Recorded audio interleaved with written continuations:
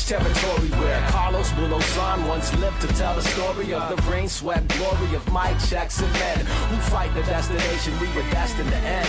Left a writing on the wall in the halls of the Nippon Khan. Others transformed, majority Decepticons. But my conception of the...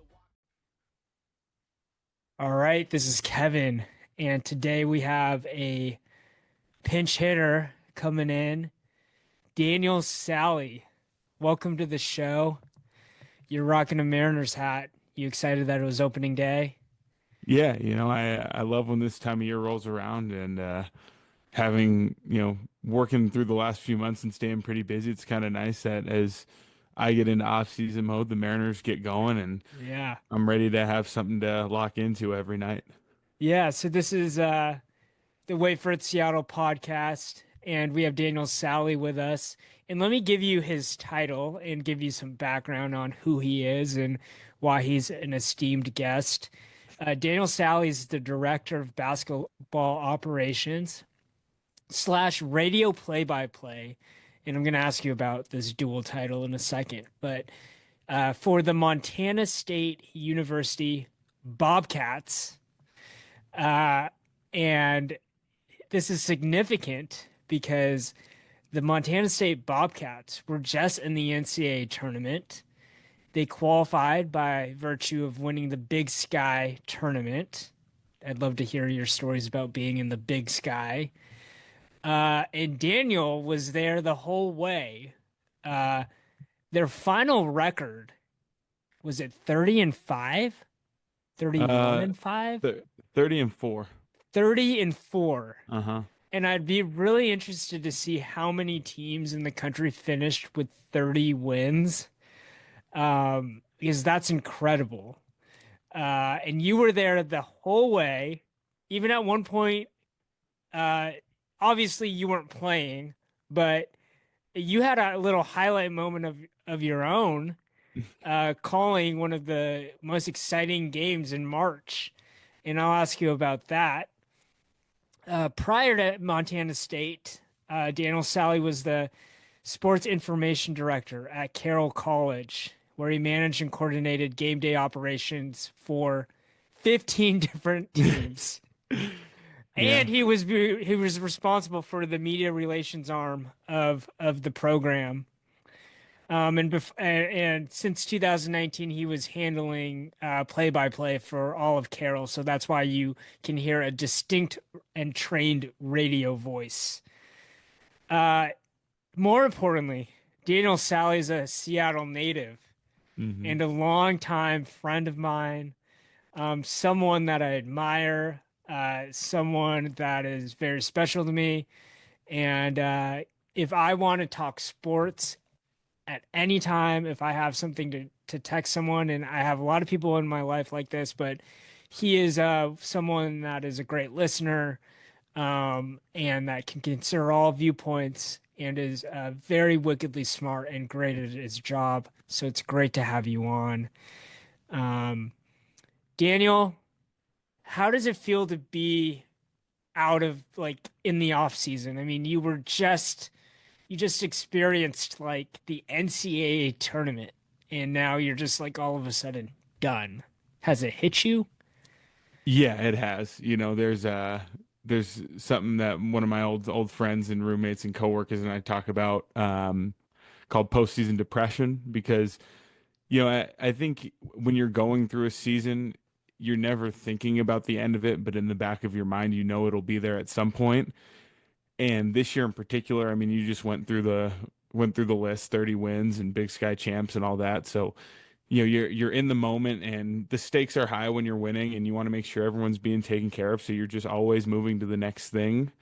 So at some point it's going to end, but you want to be taking it all in as you go. And so for it to actually come to a close, it's definitely bittersweet, because I know the accomplishments are there, but another thing that my same buddy and I talk about all the time is when you work in college in particular, it's not like your core is locked into 5-6 year contracts and they're just there for the foreseeable future. The team it's going to be that way for 1 year with those 15 players for 1 year.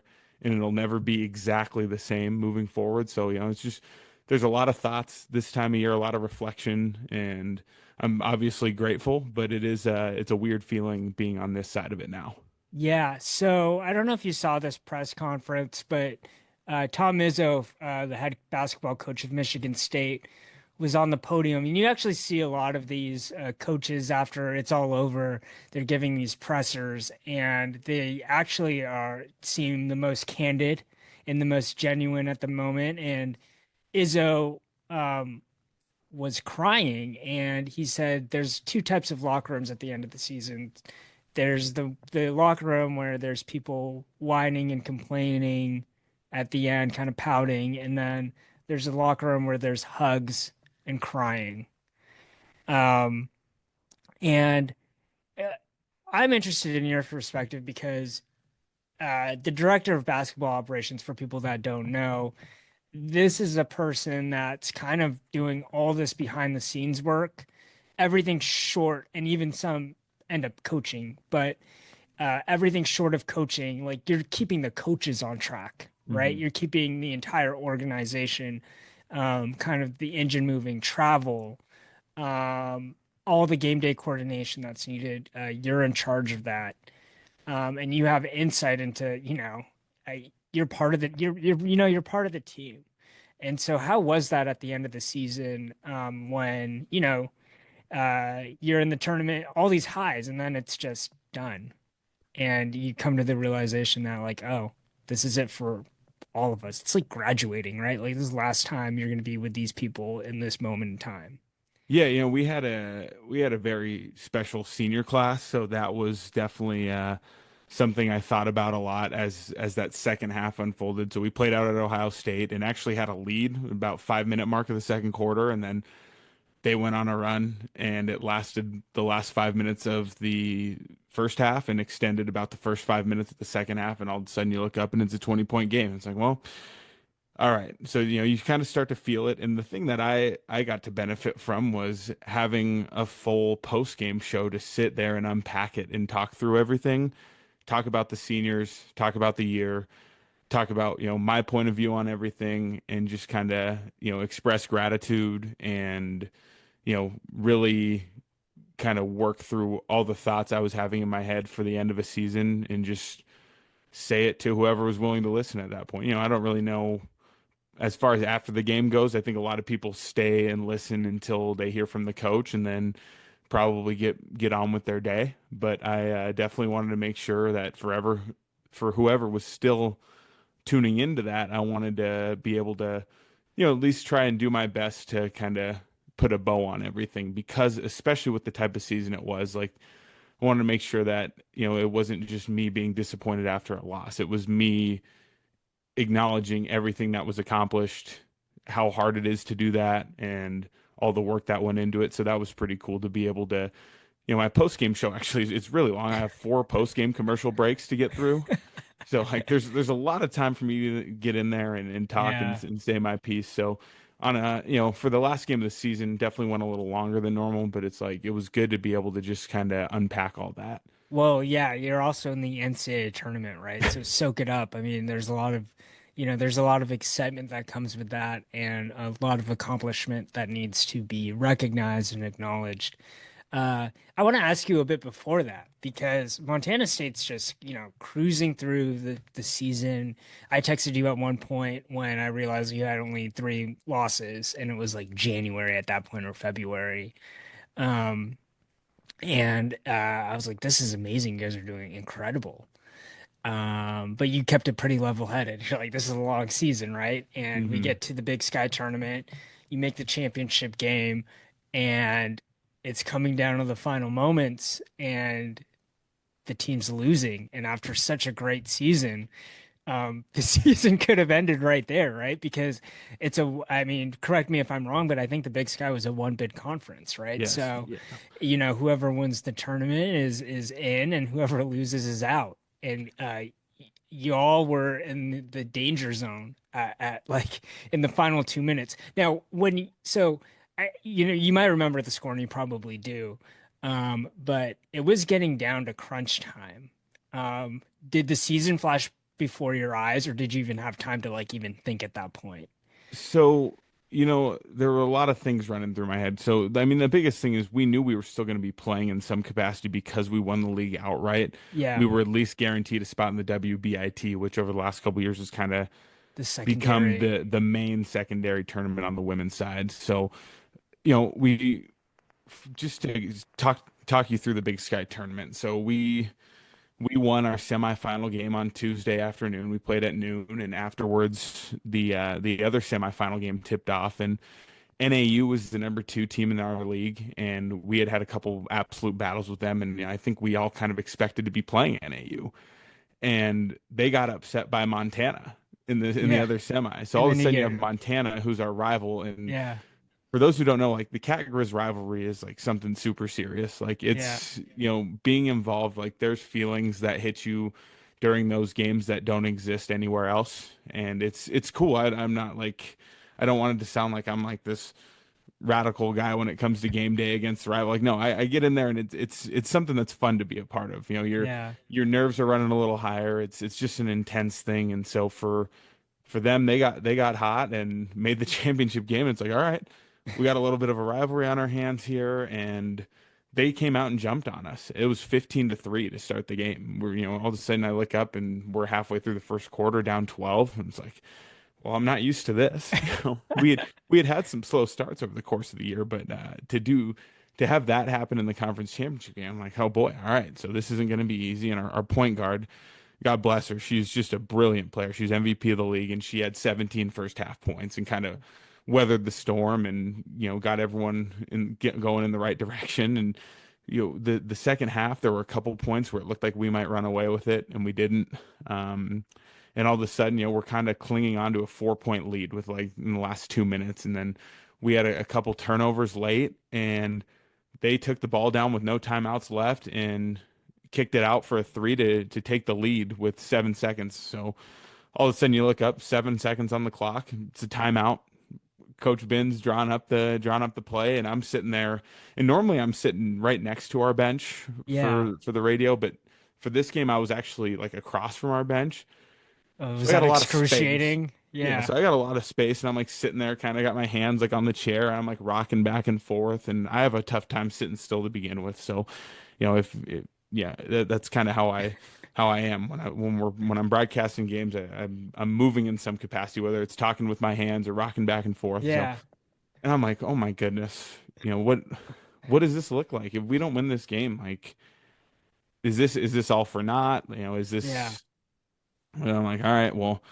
We'll see what kind of shot we can get here because our point guard, like I said, she's MVP of the league. She's a brilliant player, and yeah, they had done a really good job working to take her off the board in the second half. A lot of off-ball face guarding. So if we couldn't get her the ball, well, we have other players that we can go to there. But everyone's expecting the ball to go to her, and it didn't. It went to our post, who was a first-team All-League player as well, and she missed the first go around, but was right there to get her own miss and missed it right off the backboard back into her own lap and put it back in at the buzzer. And then it was just pandemonium after that, like yeah. absolute pandemonium. So it Did was you black out? crazy. I mean, I heard the call. I saw it circulated on social media by God knows every single outlet on that night Yes. or that day. Uh-huh. Um, yeah, well, I mean, you've called buzzer beaters before. You've called exciting games in football. You've done it before, but was this your the call of your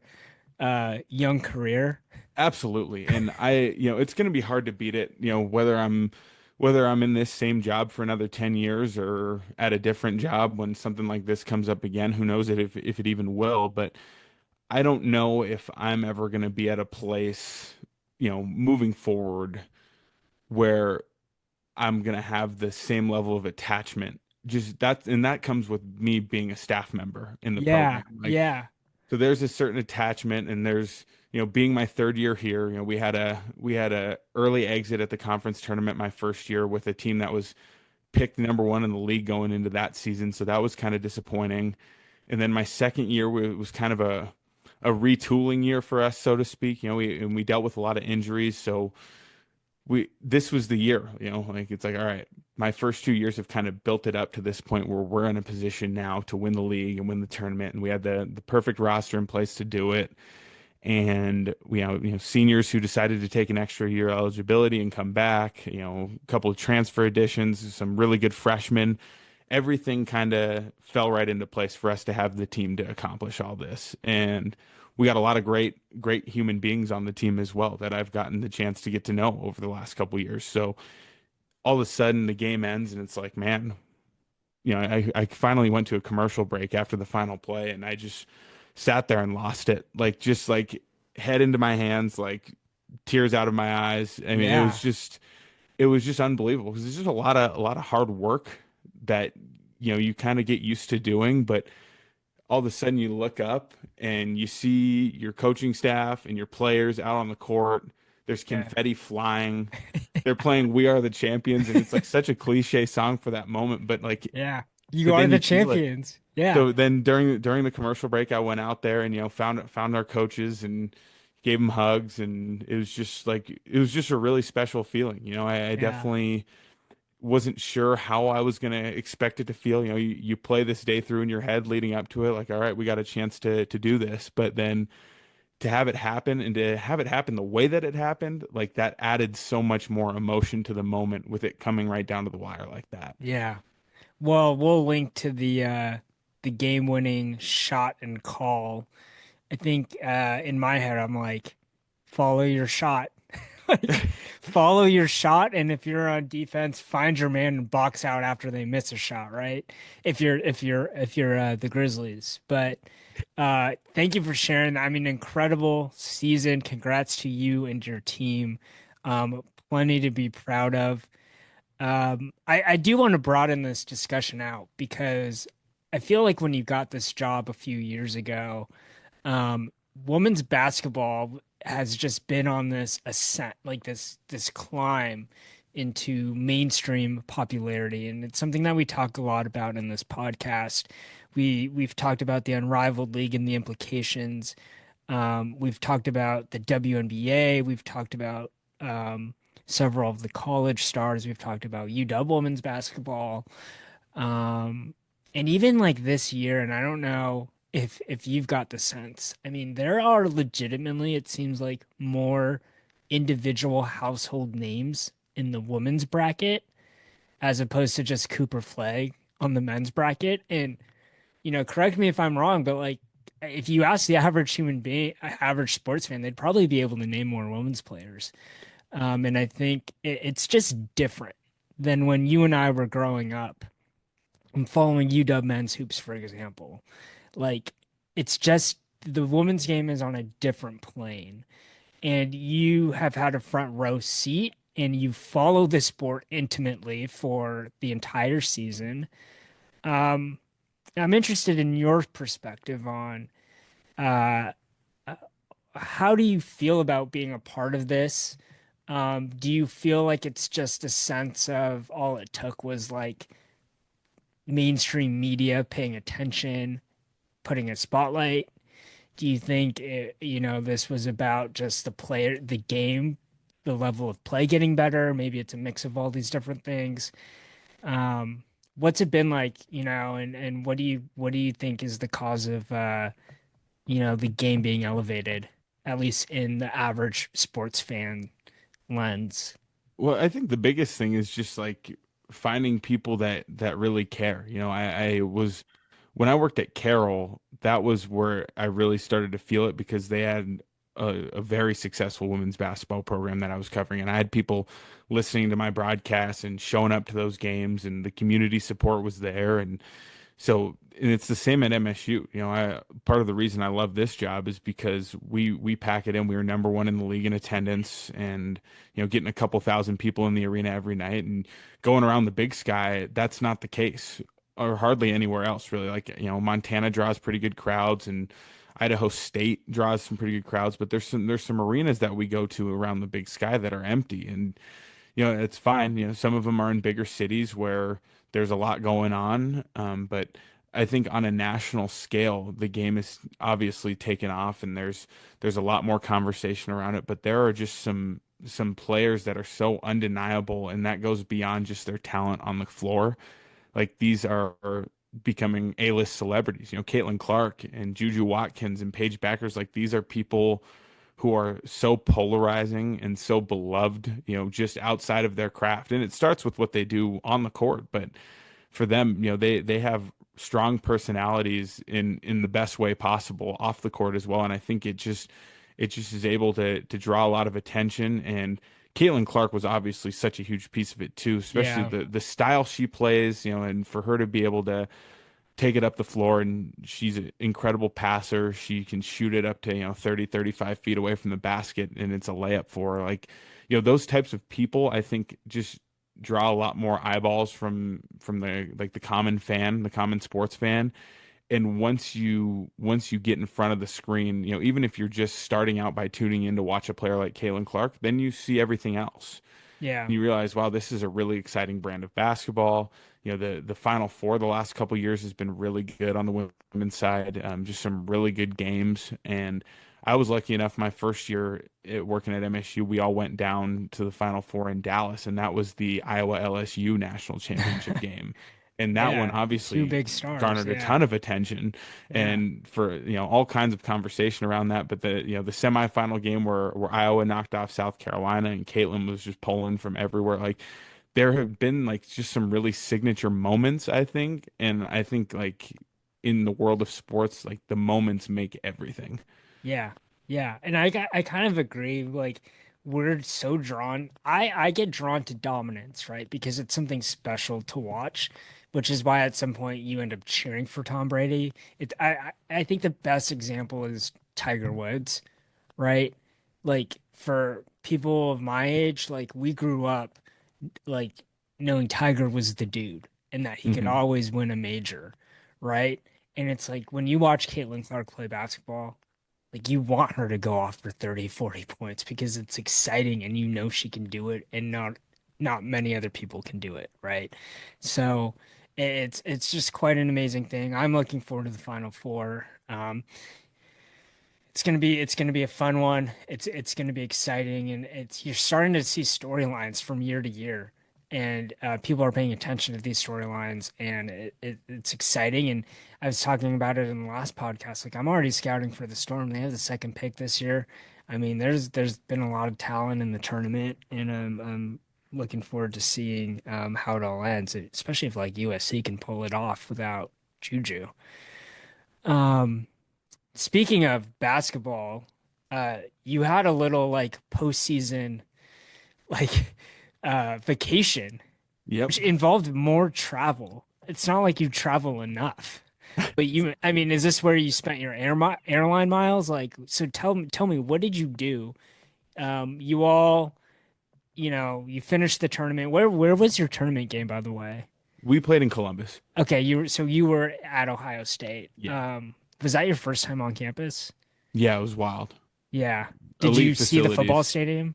Yeah, we drove by it. Okay. I Okay. didn't You get didn't in. go for a I tour. would Yeah, have that loved to wouldn't sneak have over there, but there's not enough time in the day. Um, okay, so then did you fly back to Montana before going and traveling more? Okay. Yeah, And so then yeah. I'll lay out everything here. So we played on we played on like a Friday, that first day of the tournament, and I knew, it's hard to plan something when you don't exactly know when your season's going to end. But my buddy and I, Noah, who's also a Seattle guy, and him and I used to podcast together, and Yeah. he's just him and I are both very big basketball fans, and we have kind of just thrown the idea around for a long time about doing some sort of NBA trip. And how can we make it work? What's a pocket of the country where we could go to, where we could hit a couple different spots? And so I hit him up a few months ago and was like, "Hey, one of my good friends who I used to work with in Bozeman, he works for the Milwaukee Bucks now as a front office intern, and so I wanted to go see him, and I wanted to try and work Milwaukee. And so I was looking at schedules, and I saw that there was a stretch where there was like a couple home Bucks games and a couple home Bulls games in the same week, and it would have been right after our season could potentially be ending. Yeah. I kind of going through the season, you start to develop some expectations, and what I thought we would do was probably win the league, at least hopefully, and then go to the tournament and maybe win a game. If we win a couple games, great. It's all kind of depends on the seeding line and how that's going to go, especially being a mid-major team out of a one bid league. But Yeah. I knew that I would probably be able to make it work this week in particular if things kind of played out. And I was ready if I needed to change schedules, whether it was because It's we were not going to like play in you've the done that WB. before, right? Yeah. Yeah, it's like maybe we're still playing in the WBIT if we don't make the NCAA tournament. Maybe Yeah. we're going to the Sweet 16 on a little Cinderella run. That'd be great too. These are good problems to have.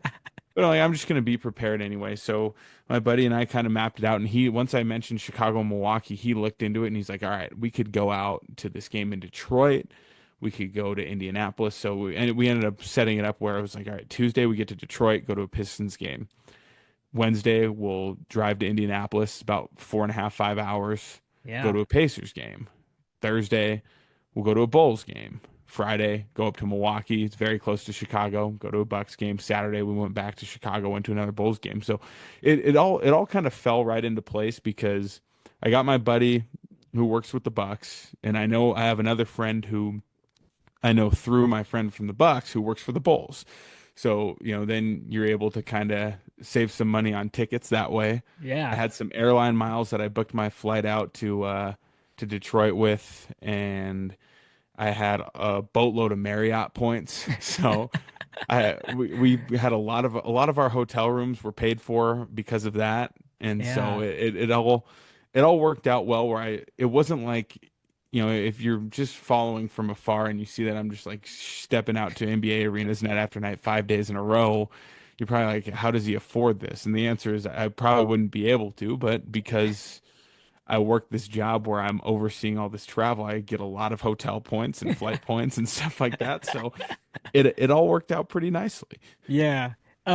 So have you, out of all these arenas, maybe you can tell me, which one did you think was like the best basketball environment, um, or the best environment in general from a fan perspective? Well, there's a couple different ways to answer that. I think the nicest arena, like just straight up building wise, was Detroit because it's only a few years old. So Little Caesars in Detroit, really nice arena.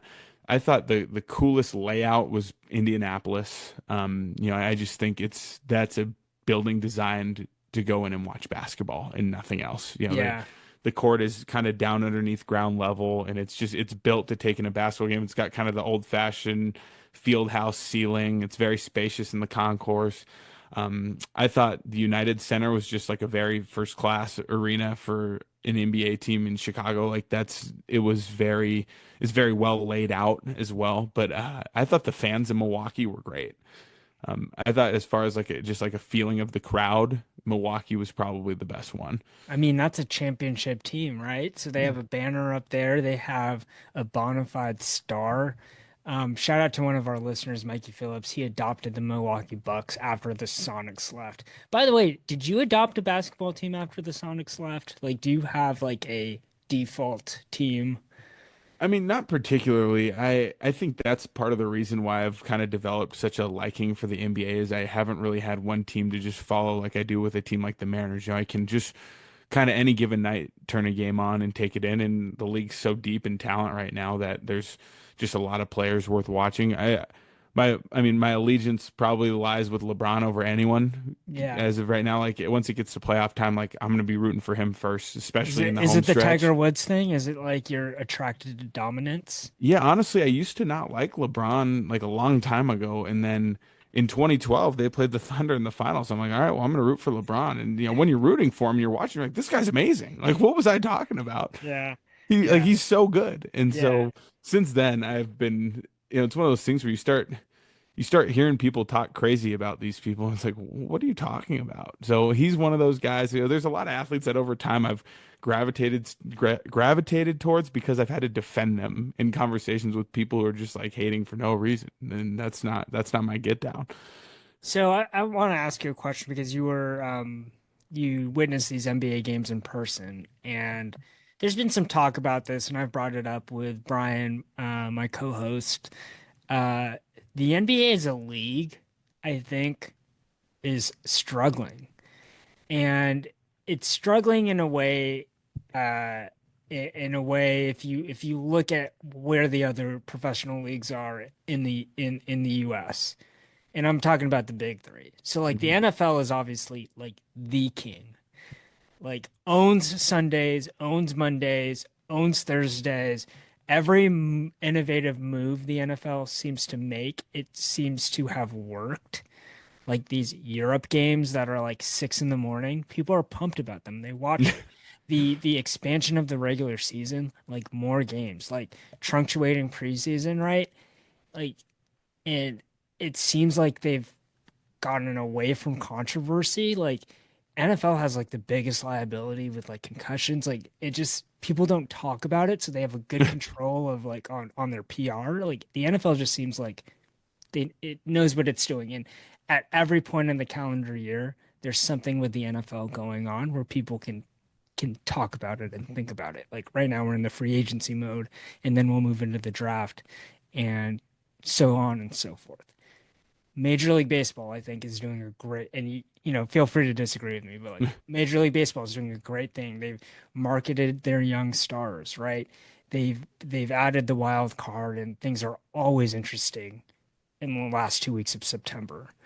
Um, they don't have like an all-star game issue like the NBA for whatever reason. Like the MLB is able to um, honor its tradition and kind of just push forward. And people, there's household names, and they do a great job marketing these guys. And it just seems like it's probably second behind the NFL. Then you get to the NBA, and it seems like the stars are aging out, and maybe, but there's a new wave of stars. But I mean, it's not the same when we had Kobe in his prime, LeBron in his prime, everyone else from that 2003 draft class, like these super teams like Giannis, right? And it seems like there's maybe a star issue. They have this all-star game problem where no one's trying. The I mean, if you watch a game, it just seems like guys are chucking up threes.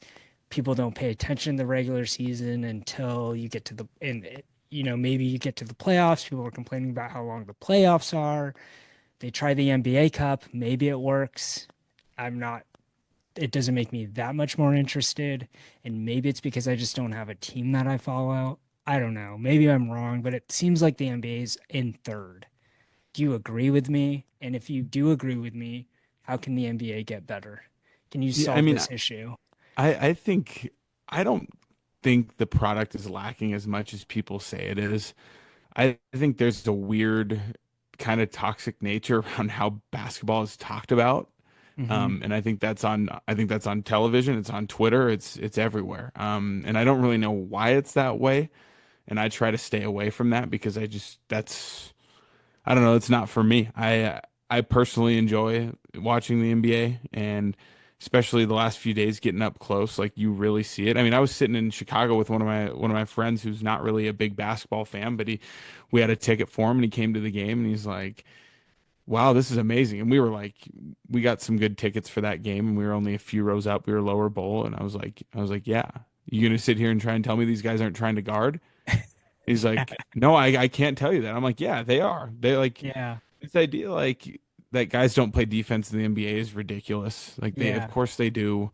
The idea that they don't love what they do, like that's ridiculous. Of course they do. Anyone who works a job that's that demanding, like if you don't love it, you're not gonna do it." And yeah, so I just think that there's kind of a weird discourse around the league, and I don't know whose fault that is necessarily. And I just I encourage people if you want to try your hand in the NBA, just like try to tune out a lot of the extra noise that can come with it. Just yeah, if you're in a city with an NBA team and they got a game, just go watch it. You don't even yeah, have to stay the whole time. Show up early for warm-ups and see how many times you can count on one hand how many shots are missed in a warm-up.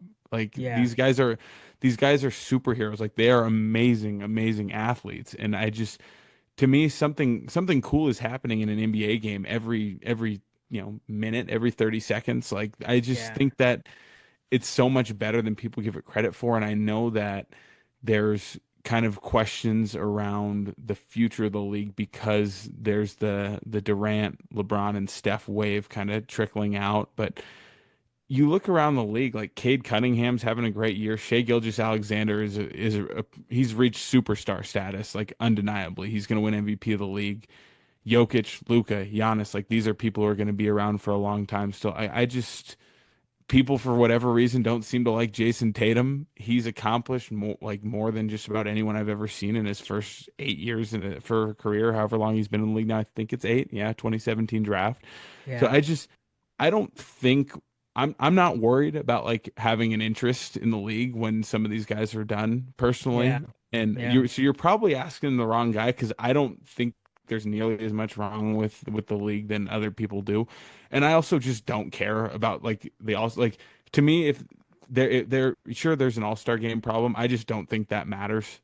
Yeah. And I don't think the baseball all-star game is as good as it used to be because they're not playing for home field advantage anymore. Yeah. And obviously nobody seems to mind that the Pro Bowl is turned into a Sucks. skills competition. Like these guys are just going there. They're going there to kick it. And of Yeah. course, we'd love to see a competitive game. I don't want to sound like I don't want to see a competitive All-Star game, but I also understand why we don't see a competitive game. Yeah. And if I'm gonna like the format they chose this year was super strange, and so like I hope they don't go back to that. But Yeah.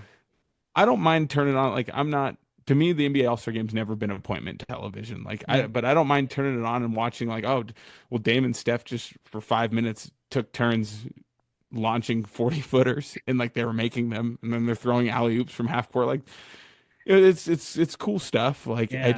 I don't feel like an All-Star Game problem is necessarily a real problem though. Yeah. And I Yeah. just Yeah. so Well, we I don't know. we know what the real problem is, and the real problem is there's not a team in Seattle, right? Absolutely. And they keep on slow rolling us. If it's the mayor, if it's Adam Silver saying something really substantive and then walking it back 8 months later and just saying, I can't share details, right? Hmm. And it seems like people are in on a secret, and people have said it's the worst kept secret that the Sonics are coming back. But we will wait. We will wait, and maybe in 2028 we'll see the Sonics and the league will be fixed, and we'll be talking about different things, and maybe there's nothing to fix. Maybe we just need a team in Seattle, and I'll be dialed back in. I think that Um, would change it for a lot of people. yeah, Just having a team to go watch on a regular basis, that yeah, definitely makes things easier. yep. So speaking of successful leagues, the Mariners began their season splitting a 4-game set with the Oakland Athletics. And so you're living in Montana, but would you say you're still in Mariners territory, or are people like kind of like who do people cheer for I'm in not sure many people in Montana? Montana really care about Watch baseball, if baseball. I'm being honest. Yeah. Like, you when I run into people who have a baseball fandom like I do, I enjoy it because there's not too many of them out here. But Yeah. there's also like they didn't even have high school baseball in Montana until like last year. That's So crazy. they'd have like Legion ball teams in each town and like the Legion summer like playoffs, that stuff was a big deal, but there's just not a huge baseball presence out Culture. here. Yeah.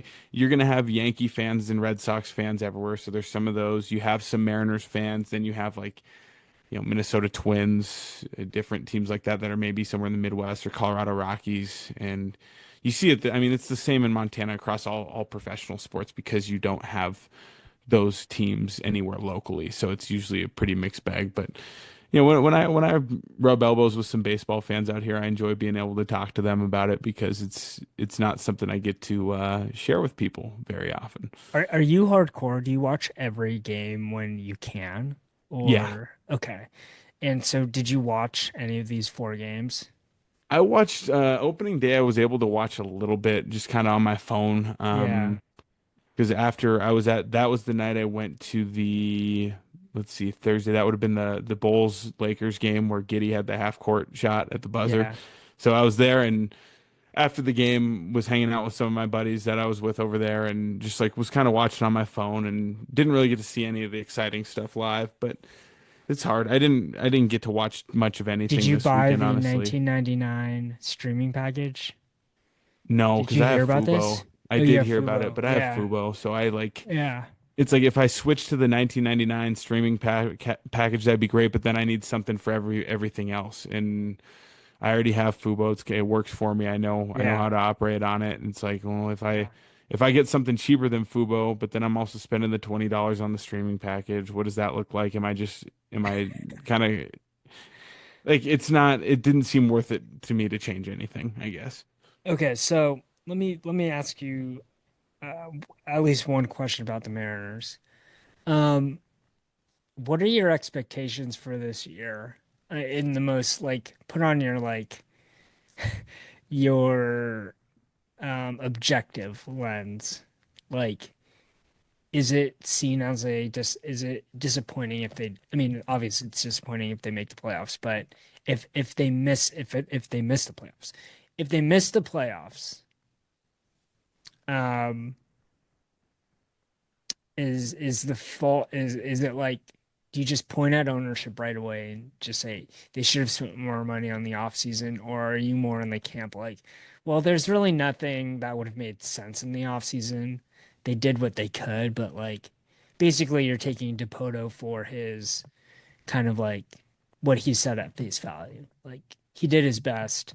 Even if the Mariners had more money, they wouldn't have been in the running for any of these big guys that signed elsewhere. Like, where are you on the spectrum of fans? Well, my expectations for the season aren't very high, if I'm being completely Yeah, honest. And yeah. yeah, I think the biggest thing if we don't make the playoffs again for a third straight year is that we did make the playoffs in 2022, and if we go 3 straight years in a row, that's not just a problem where we didn't spend in one off season. That's 3 years where we had established a core of your Castillo, Julio, Gilbert, Kirby, whoever else you want, Raleigh, and whoever else you want to throw in that group. You know that the core's been in place there, and we have had no success on any avenue, like trying to complete the rest of the puzzle. Whether that's guys who have come up from the minors the last couple of years, guys we've tried in free agency, or guys we've acquired via trade. And so that's the issue to me is that we had this core in place that was really young. We made the playoffs. We won a wild card series in a very exciting fashion, so that was all great. But nothing has really gotten better grand scheme. And I just my concern for this year is that like obviously the offense is gonna raise some questions. And maybe the stars align where Garver's playing at his best and Randy Arozarena is playing at his best and Victor Robles is playing.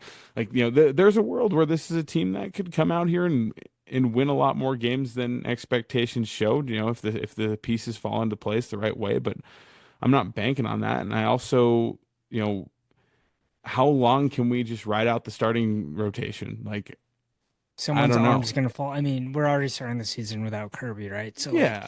there's gonna be a point where, um, we can't just bank on the rotation, just carrying the team, right? Like, and I think the other thing is like the lineup doesn't need to be the best in baseball. It needs to be like top. It needs to be average, and it Yeah. wasn't average Even last top season. 20. Yeah, Like yeah, yep, top 2/3. We're not even talking top five here. yeah, Just good enough. yep, yep. Great. Well, we've covered Montana State. We've covered the NBA. We've covered Seattle Mariners baseball. Let's bring it to the end here and do a little top five. And you might be familiar with the format, but we'll ask each other top five inspired question. Uh, do you want to go first? I can ask you. I got something teed up here. Yeah, yeah, I'm good Yeah, with that. And then yeah, I'll see if what I have prepared fits like at all with what you're looking for. But yeah, I yeah. thought I found something kind of fun. I don't know. Yeah, so this one's out of left field. I had a plan, but then I changed it. It was Mariners base, and then I completely went the other direction. So there's this list that was circulating on Twitter, and it was a list of the most frustrating things in sports. And so it was different sports and like the most frustrating things that happen, and it could be like from watching it, right? Like basically from watching a game and supporting your team. So I'll just give you one example, and then I want you to try to come up with the five other one, or the four, at least four other ones. Um, So a false start on third and fourth down, right? Like that's an example. Like, oh my God, like we're like third and one, guy jumps off sides, and the Huskies did this repeatedly last fall. And then now you're in third and five, and you're like, shoot. Like it just changes the play. It's frustrating. It's totally preventable usually. But like, can you come up with like the five other things? I'll give you the sports. It would be basketball, baseball, some football. Well, I think the first one that comes to mind, which is a no-brainer, and I'm going to preface this by saying the best thing about working in women's basketball is that I don't have to worry about this ever happening, Yeah. is missing the front end of a one-and-one. I Ah, think that's the first one immediately as soon as you got down and like front end of a one-and-one. yeah. That's the one So right there. I'll give you three strikes. I will give you that. One of them is missing both free throws. Missing a the front end of one on one. You miss both free throws, right? Yeah. Because you don't get the second shot. So yeah, that's excruciating. Yeah. I think the next one off the top of my head would be inning-ending double play. Ooh, that's not on there, but I agree. Like That's Mariners I think that's just PTSD us, creeping right? in. Like Yeah. yeah. Let's see. Um, I there's more basketball ones, There's man. more basketball ones. All right. Ooh, maybe maybe taking a shot clock violation. I know that drives me insane when my No, team does it. okay, no. But let me give you the other basketball ones. Okay, fouling on a three-point shot, giving up offensive rebounds, which, by the way, speaking of giving up offensive rebounds, your team benefited from that, right? You Yeah, got well, we gave up a lot of offensive rebounds over the course of the year. It was not our strong suit, so I'm familiar. Yeah, so those are the basketball ones. Let me give you the baseball ones. This is also a Mariner special. Leaving runners in scoring positions, striking out looking, which Ugh. Julio seemed to do a lot last year. Yeah. Um, this one I don't agree with. Swinging and hitting a pop-up with a 3-0 count. No, you got to keep the green light on, man. Yeah, that's what I think. Play the Like, numbers game. If there's a chance you can hit that ball out of the park, you got to try. yep, yep. And then the other football ones, jumping off sides on third and fourth down. Yes, I hate that, right? Like, Hmm. um, what is it? What's that call called when you go in what is it, the neutral zone or Yeah, neutral the zone infraction. yeah, yeah, you've called football. Yeah. Um, Free play, man. You can't give a free play. yeah, blatant roughing the passer, that's a free play as well. Like, oh my God, like you know, especially when he throws an incompletion and then the defensive end just kind of like knocks Well, him. the thing about roughing the passer that's so brutal is because it's a personal foul, it's an automatic first down, whether they complete the pass or not. And if they Yeah, do complete a pass, it's 15 yards tacked onto the end of the play too. yeah, So like there's some times where roughing the passer can be a 40-yard penalty. yep, It's yep. bad. And then That's pass my inter least favorite one out of the football ones is getting a roughing the passer. blatant roughing the passer too, where it's like, oh my God, like why did you do that? And then there's Uh, all the people who get mad. They're like, "Ah, the game's gotten soft." I'm like, "Well, he just like speared the quarterback.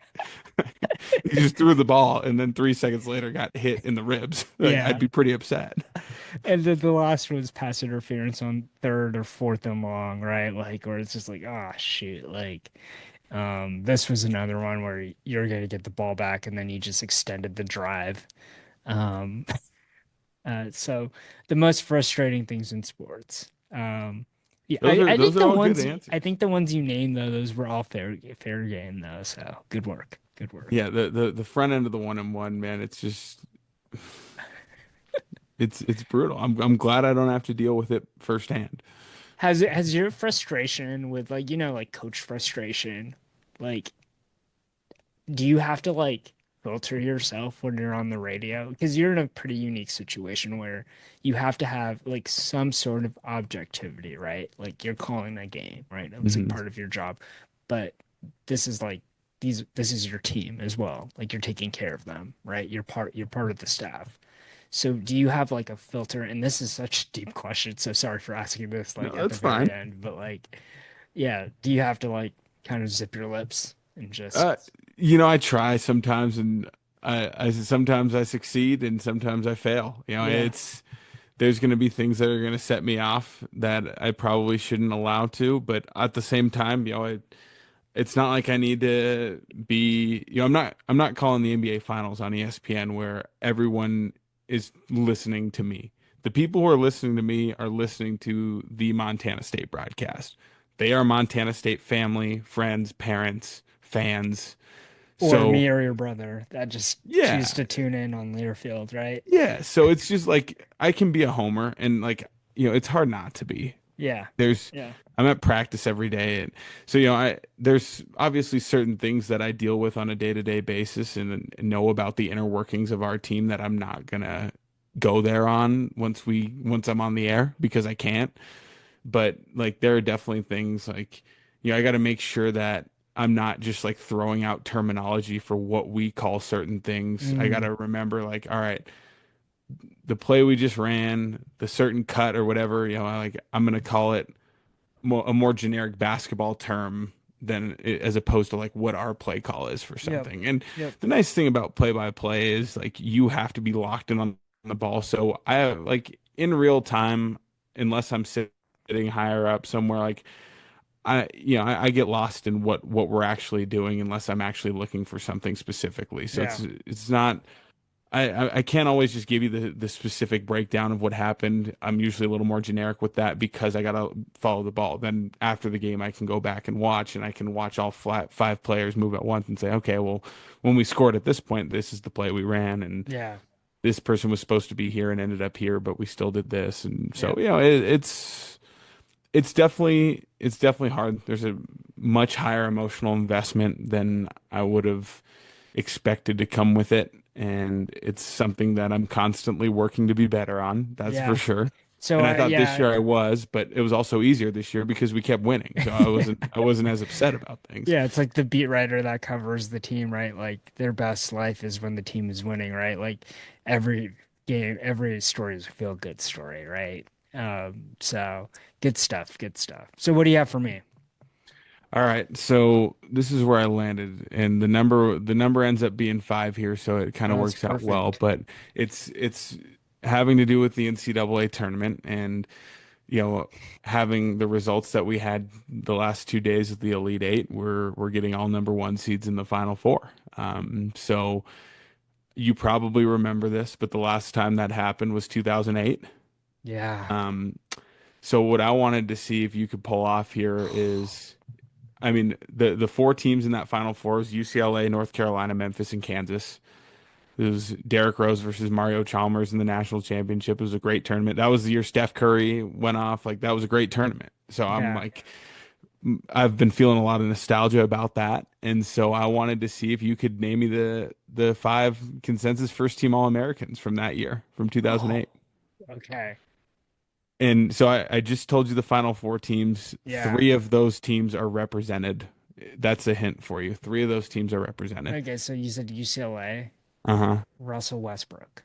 No. Okay. Close. You're on the right era. Uh,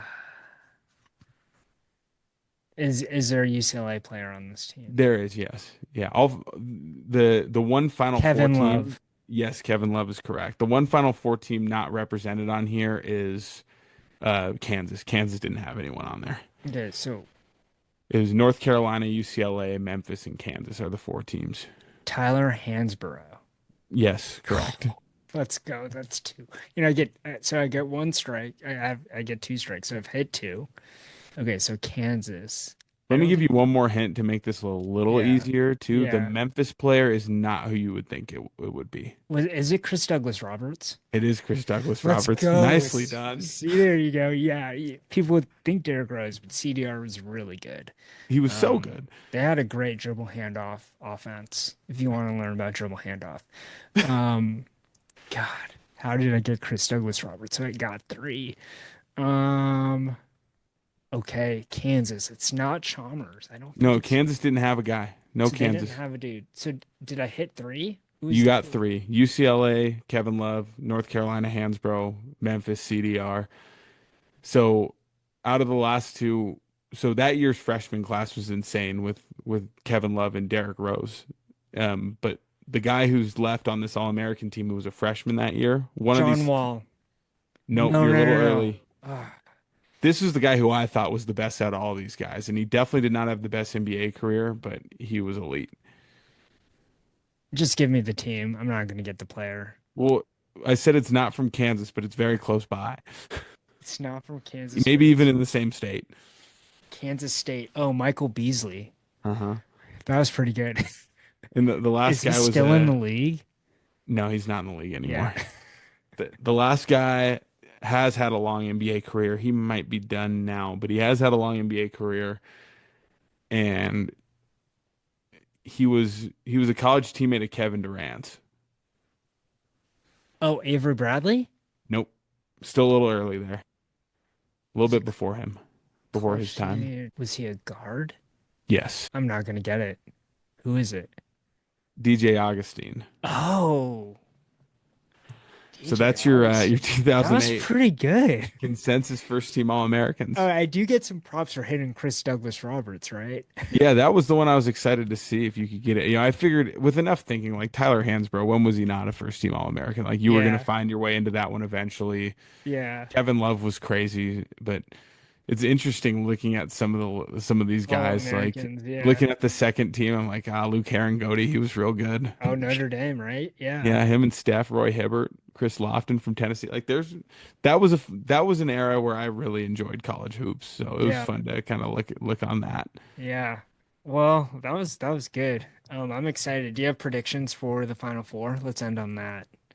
Yeah, I think I'm still sticking with Duke. I just sometimes players come around and they're just the one. And Cooper Flegg is one of those guys to me. I mean, I don't want to ever overlook people who are clearly ascending into superstardom, and it seems like he's one of those guys. So I've made sure since Victor Wembanyama entered the NBA, I'm like I want to make sure I'm enjoying this because people are going to find ways to nitpick him, and it's like why it's not necessary. So like I feel like Cooper Flagg's at the point where he's getting to be that guy, and I would expect them to win, and I would really be happy to see it. Are you allowed to give us women's predictions? Yeah, yeah. All right, so I'm just not allowed to bet on any of this stuff. I hope not. You have UCLA, so like the bracket's kind of half made, right? Because there's going to be games Mhm. tomorrow, but we have UCLA and South Carolina in the Final Four, and UCLA has been great all year. They have some great players. Betts is on the team. South Carolina, we all know about, it's just perennial powerhouse. They find themselves again in the Final Four. And then the two other Elite Eight games that have yet to be played, we have USC without Juju Watkins, who had an impressive win yesterday against Kansas State. And then you have UConn, which is another perennial powerhouse, and they obviously have the household name of Paige Beckers.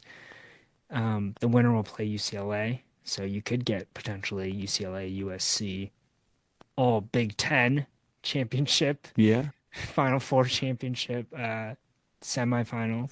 And then you get Texas and TCU. And if you're a listener, you know Haley Van Lith is a was it Kashmere, Washington, hmm Kashmere High School.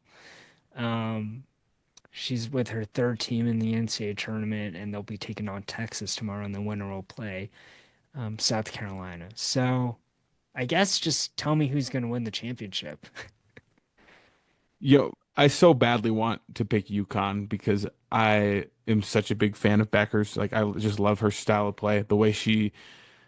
I don't know, the way she does everything on the offensive end, she seems so meticulous, so well thought out. Like she does, I just don't feel like she's out there making mistakes ever.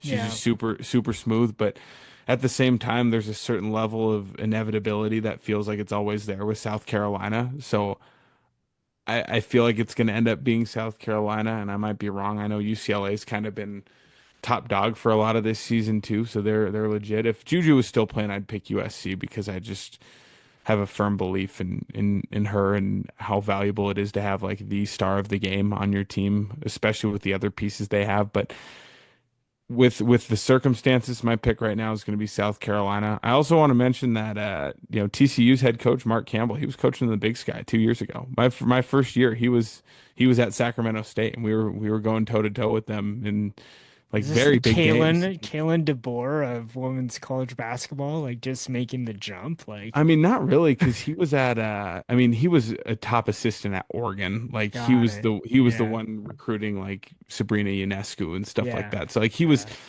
he just that was his first shot as a head coach, and then TCU was really down when he took that job. They were like last in the Big 12. I think they maybe won 1 or 2 games in league play the year before he took over, and now he's 1 game away from the Final Four. Like it's Well, pretty he did. He wild. got a nice little transfer, right? So that might have helped. He's had a few of them. Yeah, And yeah, yeah, I mean, everywhere he's been, he's been able to get good transfers. I mean, the yeah. guy he's really good, and he's Yep. a brilliant offensive coach. So all that to say this, I think South Carolina is going to end up winning South it Carolina, all. you heard it here first. Boring, but Wait it's for the Seattle podcast. I'll just go with I'm gonna go with UConn.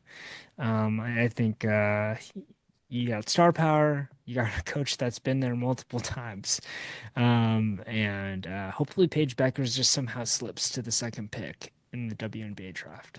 I don't think we're going to have any luck on that one, man. Well, Daniel, it's been great to have you. Thank you for joining on short notice. Well, I mean, I'd love to have you back if you'll come back again, to just talk about whatever. It's been great, and uh, go Bobcats. Yes, that's right. Yeah, you know what? Anytime you need me back on, let me know. Because especially once I get into the off season, like I mean, you're I watching have no Mariners way to baseball. scratch my broadcasting itch until basketball season starts Yeah, again. So like being able yeah. to get on and do stuff like this, I always love doing it. So All it's right. great. Well, great to have you, and thank you all for listening, and we'll see you next week.